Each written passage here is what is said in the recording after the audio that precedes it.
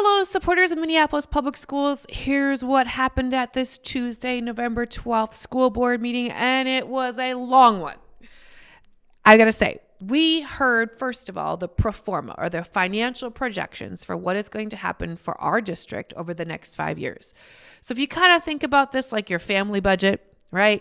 We look at what's coming in, which would be how much is enrollment and what are the state and the federal government going to do, plus the fact that Minneapolis said yes to the tax levy for $20 million for Minneapolis Public Schools. So what is coming in versus what is going out? And then how much do we have in our savings account and what do we want to do with our money, right? And so that pro forma or budget predictor was looking at the next 5 years. Some interesting things happened in this conversation where we sort of talked about the fact that over the last 3 years, we've been able to sort of balance our budget. What was fascinating to me is that Ibrahima Giap, who is our kind of head of finances for the district, he didn't mention last night the fact that COVID dollars were really the thing that kept us in solvency over the last 3 years. And he didn't talk about what we are going to do now that those COVID dollars and some of the savings account that they contributed to won't be able to carry us through the next 5 years. So I don't really know what this board and this cabinet is going to do about this upcoming financial crisis. But I do know that they said that if we do nothing different, that we will be $500 million in debt at the end of 5 years, which feels like big and scary and overwhelming. And I will say Director El-Amin made a comment that really grounded us in sort of like what is the reality. And I'll be putting a clip to her words at the end of this. There'll be quite a few clips from the board meeting at the end of this. Director El-Amin said, how can we possibly talk about increasing enrollment when we have not improved our service of families and especially students of color in our literacy and in our math? And I think that's a really good question that frankly did not even get an answer.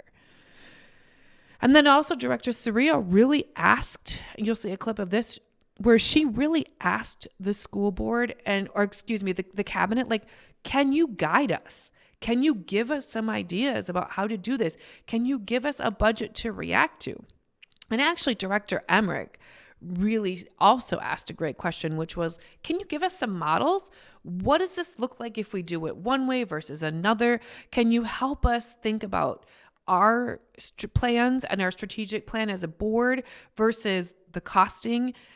I hope that we get an answer for that as a community, but I didn't hear any answers or commitments to that in any way in the school board meeting last night. Now, we went from this really big thing, which is this budget and this deficit, to pretty ordinary thing, which is the calendar for the next few years, right? So during the next 3 years, it looks like our school calendar isn't going to change all that much. I think generally speaking, this board is pretty happy with it. We'll do sort of a first reading so that folks can plan.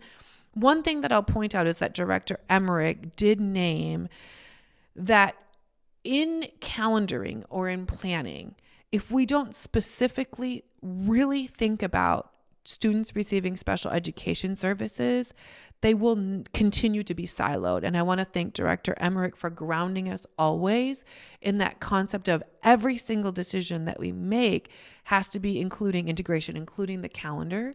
So I'm going to add a clip to that as well because I thought it was very profound. All right.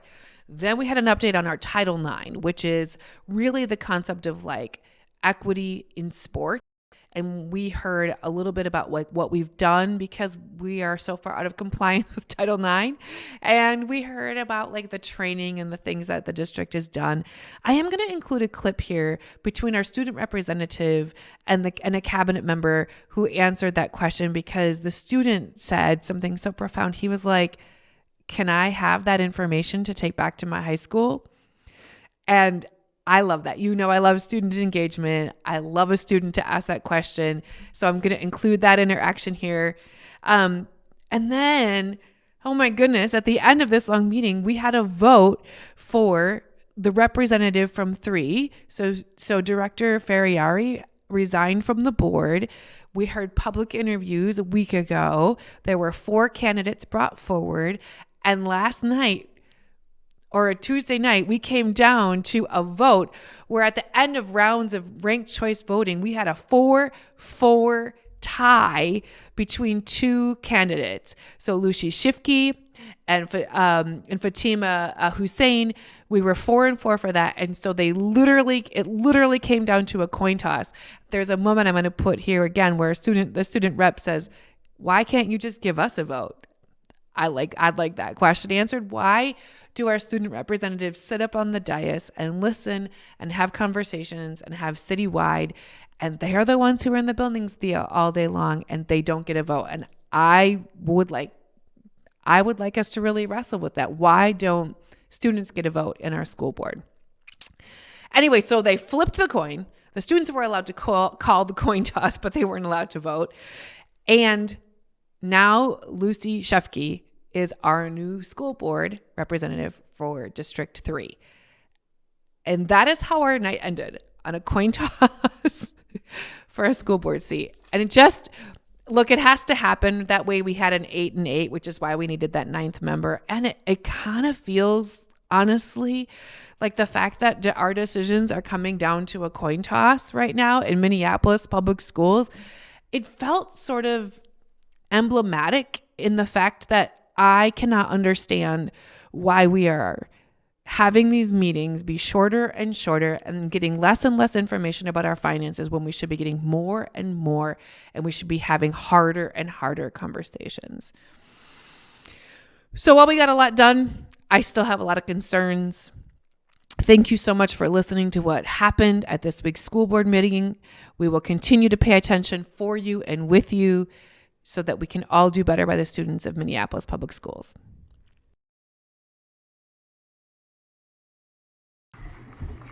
But I'm remaining hopeful, but I'm also very concerned from the academic side of it.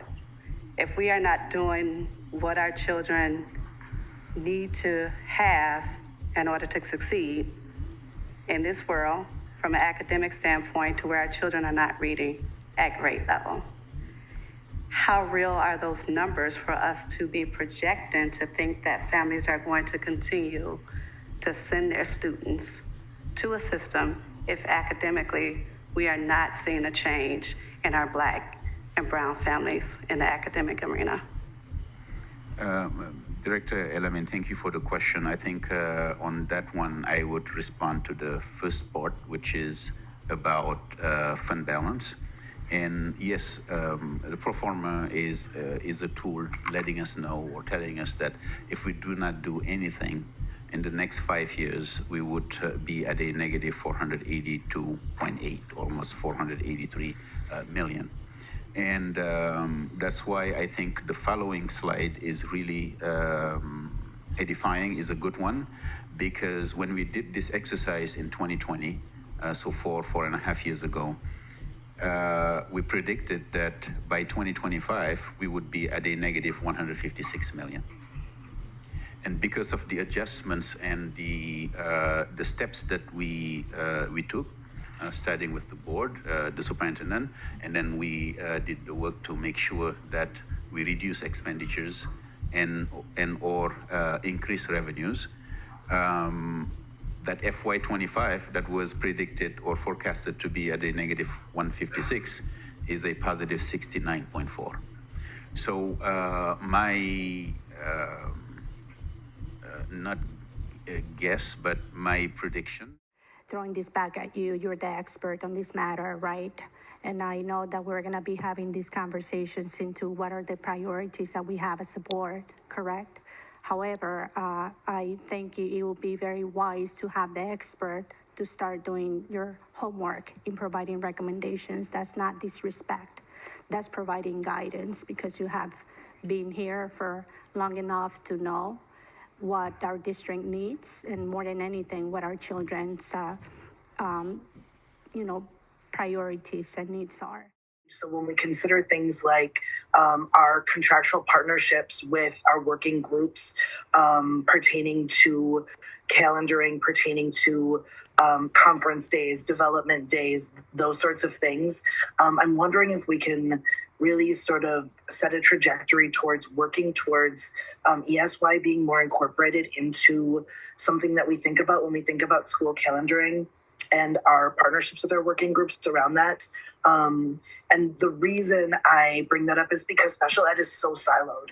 And I think if we're ever going to unsilo special ed in this district, considering that almost 20% of our students receive special education services, and really incorporate it into our other departmental work, our board work, governance work, management work, so that we are including special education in all of our discussions. It has to touch everything. It has to be a part of all of our discussions. And I'll just say, as a parent who has a child who receives ESY, it has not been easy in this district to have services available for him and to have legislation followed and respected in terms of what those services might look like for him. And I know that I'm not the only family who's struggling with that. In particular, we've seen difficulties these last few summers with some of our students with more significant needs getting the ESY services that are in their IEP. So I just wanted to throw that out there to make sure we're all just keeping it in mind.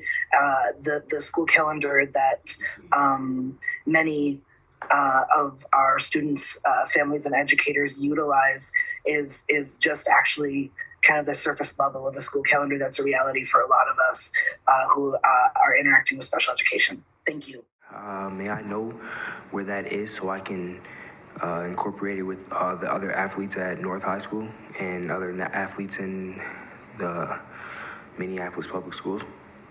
Thank you for the question.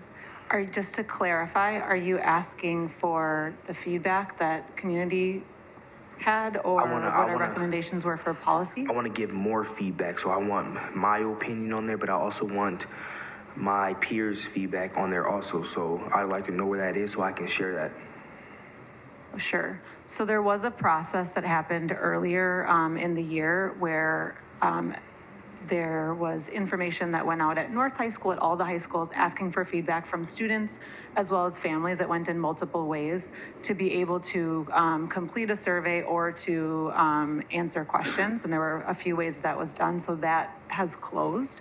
However, I would be more than happy to follow up after to see how I could receive feedback from you or any of your other student athletes at your school. Okay, thank you. You're welcome. To decide heads or tails who is going to be who. Or you can just let the student representatives also have a vote.